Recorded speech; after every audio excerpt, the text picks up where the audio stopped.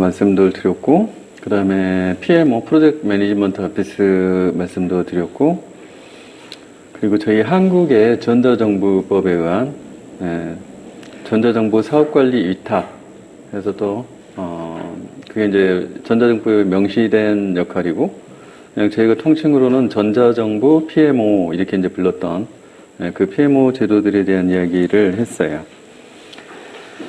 이제 날리지 에어리어로 들어와서 앞에서 저희가 전체 프로젝트 그 지식 영역 체계에서 10개 암기하셨던 그 이제 사항들을 이제 순차적으로 좀 보려고 해요. 그래서 이제 첫 번째가 지금 이제 통합 관리이고요. 프로젝트 이제 통합 관리가 무엇이냐라고 하는 건데요.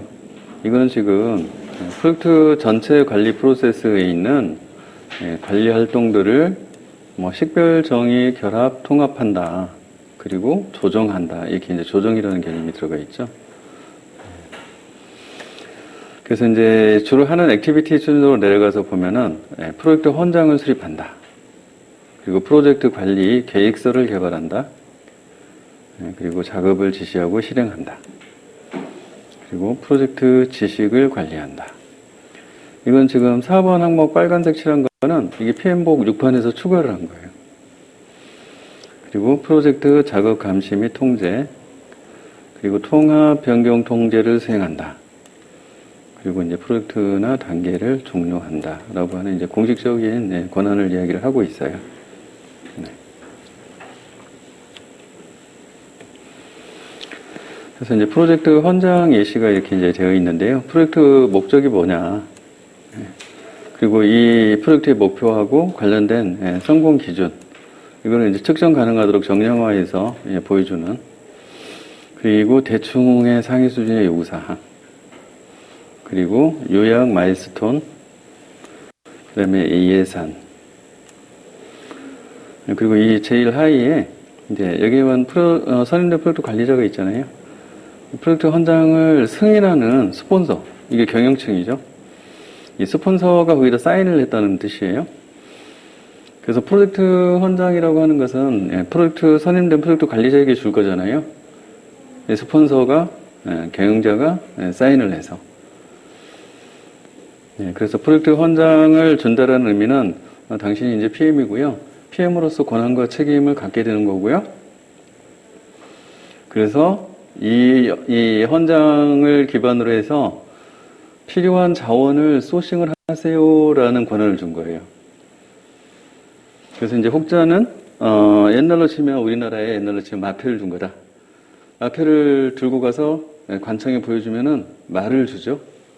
또는 포졸들도 병사들도 주죠. 이제 결국에는 프로젝트 헌장이라는 거는 PM 임명장과 비슷하고 권한과 책임에 대한 근거가 돼서 이제 저희가 앞에서 봤던 매트릭스 조직 뭐 이런 이야기 했잖아요. 매트릭스 조직으로 프로젝트 팀을 만들기 위해서 개별 전담 팀에서 사람을 빼와야 되잖아요. 그래서 내가 PM인데 이 사람 주세요, 저 사람 주세요. 이렇게 할 수 있는 이제 근거가 된다라고 이야기를 합니다. 그럼 이제 프로젝트를 어떻게 관리할 거냐에 대한 계획서를 이제 PM이 세우는 거예요. 뭐 변경 관리 계획, 의사소통 관리 계획, 형상 관리 계획 뭐 등등. 또 이런 이제 기준선들도 베이스라인이라고 하죠. 이런 것들도 세우고, WBS도 만들고. 그래서 이런 전반적인 영역들에 대한 관리 계획. 결국에는 저희가 날리지 에어리어, 지식 영역 10개에 대한 사실은 관리 계획인 거예요. 그리고 거기에 관련된 이제 프로젝트 문서들이 이런 게 있어요라고 이제 예시로 보여준 겁니다. 이제 통합 변경 통제 수행이라고 하는 부분이 이제 프로젝트 매니저가 통합 관리 영역에서 해줘야 되는 중요한 역할이고요. 이제 통합 변경 통제라고 하는 부분은 지금 프로젝트 각 하위의 개별 팀들에서 당초의 프로젝트 계획과 달라지는 변경 사항들이 발생했을 경우에 대표적인 게 범위 변경 같은 거죠. 그래서 요구 사항이 확 바뀌어서 범위가 변경이 된다든지. 근데 이제 통상적으로는 이 변경이 하나가 발생을 하면 그게 거기에서 멈추지 않고 프로젝트 내 타 팀에 계속 영향이 가요. 그런데 이거를 보고받고 다 알 수 있는 자는 PM밖에 없잖아요. 그러면 PM은 그러한 변경이 실제로 일어났을 때 이거에 대한 검토나 그다음에 수용 여부를 결정을 하기 위해서는 나머지 팀들도 다 불러서 검토를 같이 수행을 해야 되고, 그리고 그 변경으로 인해서 나머지 팀의 업무에 발생하는 변경까지도 같이 수행을 해야 되죠. 예, 그렇게 해야만 나중에 허걱하는 일이 안 일어나는 거죠. 예, 그렇게 해서 이제 통합 변경 통제라는 부분은 PM이 가장 잘 관리를 해야 될 중요한 이제 역할이 된다. 라는 거고요. 네. 프로젝트 범위 관리. 예. 프로젝트를 이제 완료하는데 필요한 작업만을 빠짐없이. 그래서 더도 말고 돌도 말고 이렇게. 네. 빠짐없이 더도 말고 돌도 말고 이제 이렇게 얘기를 하죠. 그래서 그 범위에 대한 부분들을 정의를 하고 통제를 한다. 정의라고 하는 것은 결국에는 합의된 베이스라인에 대한 이야기를 하는 거예요. 일단 범위 관리 계획을 수립하고 요구사항을 수집하고 범위를 정의하고 작업 분류 체계를 작성하고 범위 검수하고 범위 통제한다 이렇게 돼 있어요. 결국엔 이 범위 관리 계획을 수립한다라는 이 타스크가 지금 보시면 개별 10개 지식 영역에 갈 때마다 앞단에 뭐가 있냐면 이 자체의 지식 영역을 하기 위한 계획 수립이 있어요. 이게 굉장히 중요합니다. 보통은 이 부분을 저희가 많이 빼먹어요. 범위 관리 어떻게 할래? 요구사항 수집하고요. 범위 정의하고요. 이렇게 하면 돼요. 이렇게 말할 수 있는데 그게 아니라 이 자체를 하기 위한 계획이 한 번 더 필요한 거예요. 그래야만 얘가 가능해져요. 다이렉트로 이거 하면 돼요. 그래? 해. 그러면 되나요? 안 되나요? 안 돼요. 네. 그래서 이 나머지를 하기 위한 계획이 먼저 세워지고 이 계획에 따라서 나머지가 진행이 돼야만 이게 되거든요. 근데 저희가 많이 이거를 빼먹어요. 이 1번 타스크를. 근데 이 부분들은 지금 이제 각 뒤에 날리지 에어리어별로 1단계 액티비티로 그래서 이 부분이 들어가 있는 거예요.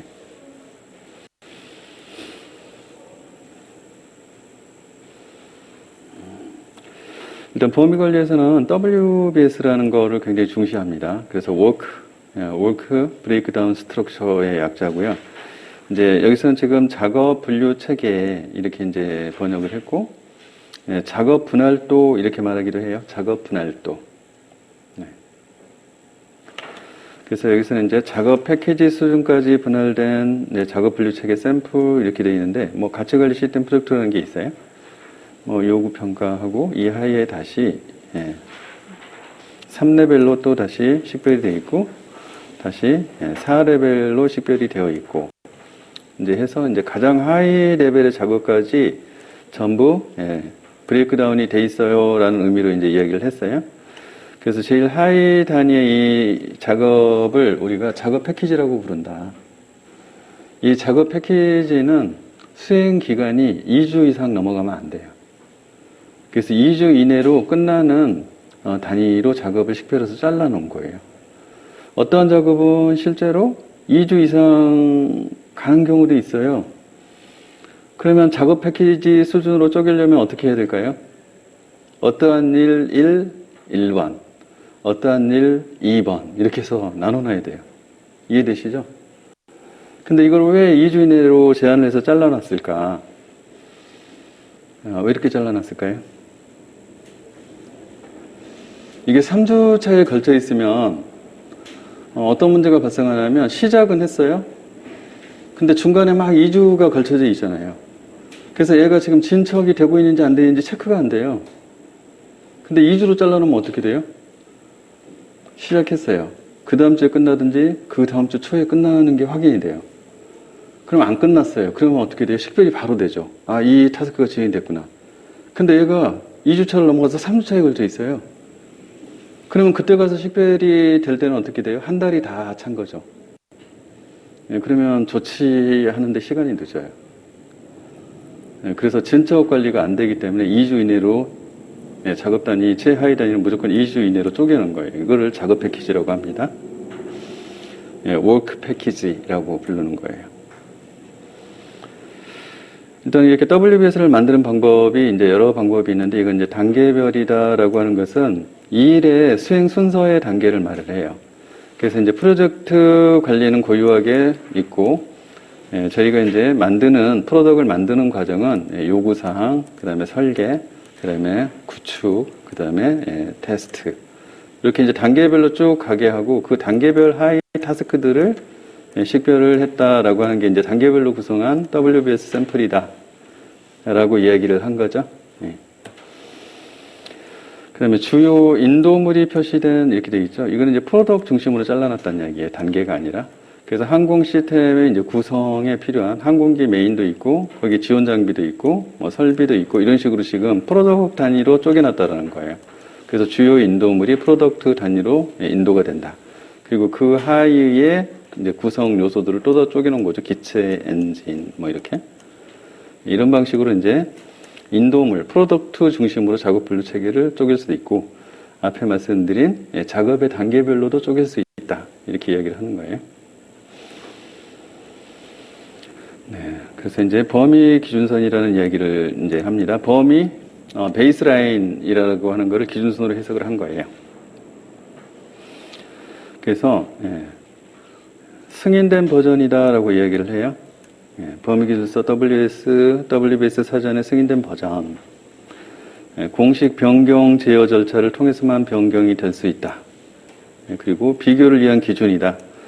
뭔가가 바뀌어야 돼라고 말하면 바뀌기 전에 기준선을 설정을 해놔야만 비교가 되잖아요. 그래서 최초에 승인된 범위 기준선을 만들어 놔야 그 다음부터 바뀔 때마다 무엇이 바뀌었는지, 얼만큼 바뀌었는지 이게 비교가 가능하다는 의미이고요. 그래서 범위 기준선 안에는 범위 기술서, 그 다음에 작업 분류 체계, 그 다음에 최하위의 작업 패키지, 그 다음에 플래닝 패키지, 이런 것들이 이제 구성 요소가 될 수 있다라는 거고요. 그래서 이제 작업 분류 체계 사전, WBS 딕셔너리 이렇게 이제 부르는 거예요. 딕셔너리가 뭐냐? 이제 작업 태스크 하나하나에 대해서 내용이 필요하잖아요. 속성 정보죠, 사실은. 그래서 작업의 코드 식별자, 고유 번호인 거죠. 그 다음에 그 작업의 내용이 설명이 일어난 거고, 그 작업을 하기 위한 과정사항이나 제약사항, 그 다음에 어느 팀이 할 거냐, 조직, 그 다음에 관련된 일정, 그 다음에 필요한 자원, 개발자 누구, 이렇게, 그리고 그 자원으로 인해서 발생하는 원가, 이런 것들을 이제 집어넣은 거고요. 그 요구사항이 구현이 됐다. 그래서 실제로 인수가 가능하려면 품질 요구사항과 인수 기준이 무엇이다. 이런 것들을 지금 적어 넣는다라는 거예요. 일단 여러분들이 지금 그 실무에서는 보통 WBS 자체를 MS 프로젝트라고 하는 툴을 많이 쓰세요. 그래서 그 툴이 엑셀처럼 생겼는데 위에 지금 말씀드린 저런 아이디부터 시작해서 작업 타스크명 뭐 이렇게 듀레이션 또는 시작 일자, 완료 일자 또는 초기 시작 일자, 초기 완료 일자, 그냥 시작 일자, 완료 일자, 이 기준이 여러 개가 있죠. 일자는. 그리고 나서 디펜던시, 작업 간의 디펜던시, 그다음에 리소스 자원 누가 할 거냐, 이제 이런 내용들이 쭉 있어서 그걸 키인을 하잖아요. 근데 위에 필드는 그렇게 돼 있는데 실제로 작업 하나를 더블 클릭하면 작은 이제 팝업 창이 생겨요. 그 팝업 창 안에 보면 이런 내용들이 똑같이 이제 거기에 들어가 있는 거예요. 그래서 필드에 입력되어야 될 자료들을 그 팝업 창에서 좀 더 상세하게 보여주는데 실제로 그 창의 내용들이 이 작업 분류 체계 WBS 딕셔너리다. 이렇게 보시면 돼요. 네. MS 프로젝트, 마이크로소프트 프로젝트. 네. 뭐 프리마베라 이런 툴도 있고요. 그다음에 오픈 소스 프로젝트 관리 툴 찾아보시면 되게 많아요. 요즘 오픈 소스로.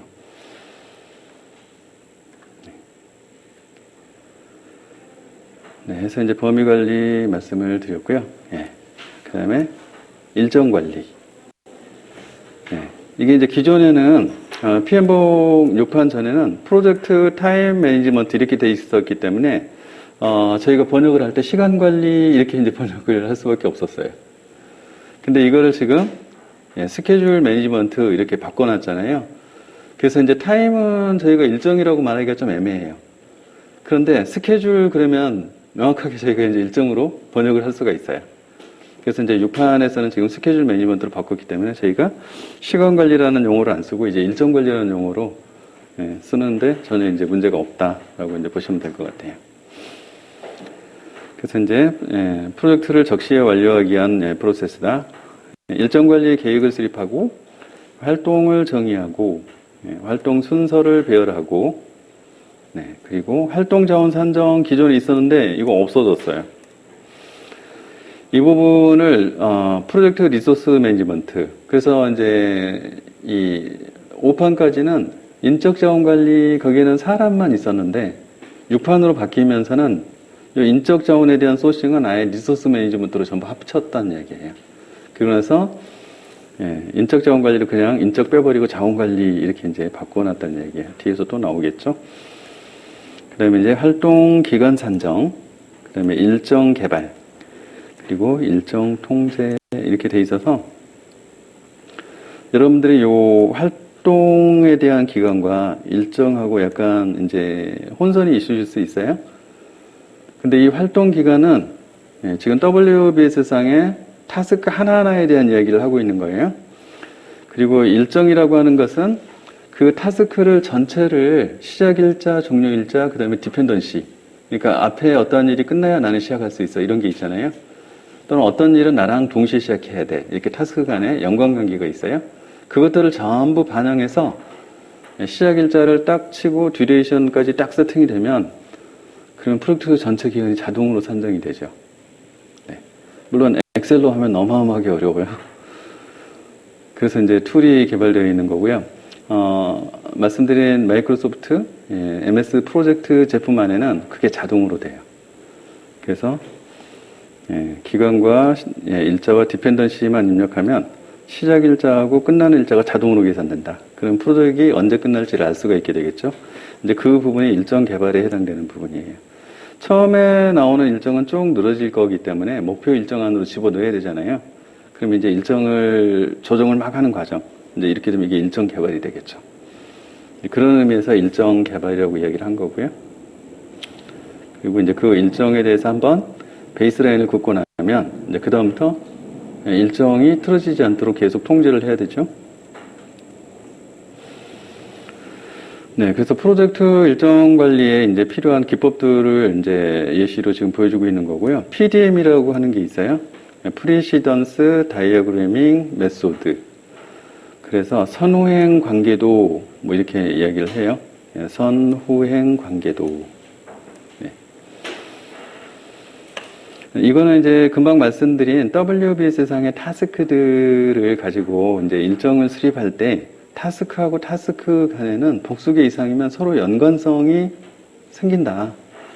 근데 그 연관성에 따라서 전체 일정이 영향을 받으니 그 연관성을 어떻게 정의를 할까에 대한 이야기예요. 그래서 2개 이상의 타스크가 있다고 가정할 때 이 PDM 선후행 관계도에서는 4가지의 관계 유형이 있다라고 정의를 한 거예요. 첫 번째가 종료 시작 관계. 그래서 2개의 타스크 중에 하나의 타스크가 끝나면 그 다음 타스크가 시작된다. 그래서 FS라고 표현이 되어 있잖아요. F는 finish이고요. S는 start예요. 그래서 finish to start 해서 FS 관계 이렇게 불러요. 그 다음에 종료 관계. 어떠한 타스크가 끝날 때 나도 같이 끝나야 돼 라는 관계예요. 그래서 finish to finish 이렇게 해서 FF 관계라고 부릅니다. 그 다음에 시작 관계. start to start가 되겠죠. 네. 어떤 타스크가 시작할 때 나도 시작해야 돼. 이런 의미예요. 그 다음에 시작 종료 관계. 이거는 start to finish 이렇게 되어 있는 거고요. 어떤 타스크가 시작할 때 나는 이미 끝나 있어야 돼. 이렇게 말을 하는 거예요.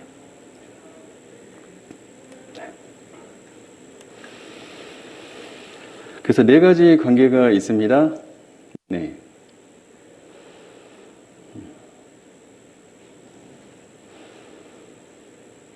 이 부분을 잘 활용을 해야 돼요. 여러분들이 혹시 마이크로소프트 프로젝트 툴이나 다른 뭐 프리마베라 같은 다른 툴로 일정 계획 수립 혹시 해보셨나요? 네. 툴 써보신 분 손 들어보세요. 네. 그 툴에 디펜던시라고 하는 란에다가 실제 이 타스크들의 고유 이제 라인 아이디 있잖아요. 그 아이디를 거기다가 쳐놓고 예를 들어서 10번, 11번, 뭐 12번 이렇게 라인별로 타스크가 막 있을 거잖아요. 제가 12번 타스크에다가 11번을 연결을 할 거예요.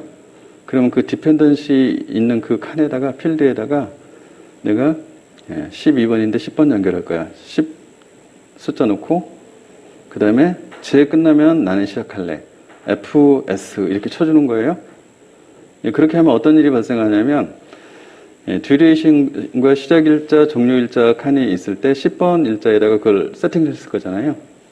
그러고 나서 얘가 듀레이션 2일 그래서 뭐 1월 1일 시작해서 1월 2일 그럼 끝난다고 돼 있겠죠. 그리고 나서 12번 타스크에는 내가 시작일자만 딱 집어주고 듀레이션만 설정하잖아요. 시작일자가 듀레이션만 딱 설정하잖아요. 그러면 앞에 그 끝나고 제가 시작하도록 돼 있잖아요. 그러면 3일자로 자동으로 찍혀요. 시작일자가. 그러니까 시작일자를 키는 하는 게 아니에요. 그리고 내가 이거를 3일 이렇게 하면 3, 4, 5, 3일이잖아요. 그럼 피니시 일자도 자동으로 5일자로 딱 찍혀버려요. 근데 이게 되게 중요한 게 뭐냐면 그렇게 디펜던시를 정확하게 설정을 해놓고 전체 타스크가 예를 들어서 1000개예요. 그럼 이 1000개의 타스크에다가 듀레이션하고 기간들을 막 입력을 할 때 이 디펜던시 관계를 설정을 안 해놓으면 개별 다 입력했을 거잖아요. 그러고 나서 전체 일정을 쫙 보니까 8개월짜리 일정이 나왔어요. 근데 내가 생각하는 일정은 5개월짜리예요. 그러면 이거를 지금 줄여야 되잖아요. 그러면 1000개의 일정을 다 검증해가지고 쳐야 되잖아요. 어마어마한 시간이 걸리겠죠. 근데 이 디펜던시에 의거해서 지금 이 4가지 의존 관계들을 주요한 것들에 다 설정을 해 놓잖아요. 그러면 들어가서 듀레이션들만 조정을 해주면 일자가 자동으로 바뀌어요. 이해되시죠? 그래서 이거를 디펜던시 적용을 안 걸어주시면 프로젝트 일정 플래닝 할 때 누구는 반나절에 끝내는 것이 누구는 2주가 걸려도 안 끝나요. 그리고 조금만 바꿔도요, 바꾸면 안 되는데 이런 이야기를 계속해요. 이해되시죠? 그래서 이거를 잘 이해하고 잘 쓰셔야 돼요. 그래서 일정이 계속 변하기 때문에요. 중간중간에 프로젝트 중간에도 변하거든요. 그러면 중간에 일정 조정을 할 일이 생겨요. 그럼 베이스라인을 바꾸잖아요. 그때도 이 부분이 설정이 그렇게 안 돼 있으면은 엄청난 혼란이 생깁니다. 그리고 따라서 일정이 바뀔 것들이 안 바뀌어져 있잖아요. 근데 그거를 바꿔서 수작업을 했어야 되는데 안 해놨어요. 그러면 어떻게 될까요, 나중에? 프로젝트 일정이나 진척 관리할 때 전부 오류가 생겨요. 그래서 이 부분이 기본으로 프로젝트 관리 툴에 여기 세팅이 장착이 돼 있어요, 이 메커니즘이.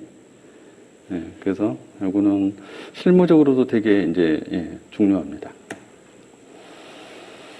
일단 그렇게 의존 관계들을 설정할 때 의무적, 그러면 반드시 해야 될 거. 그 다음에 임의적, 해도 되고 안 해도 되는 거. 그 다음에 외부적, 프로젝트 외부, 내부 그런 의미죠. 타스크가 통제권 내에 있느냐, 밖에 있느냐. 이제 이런 관계가 있을 수 있다. 라고 하는 거고요.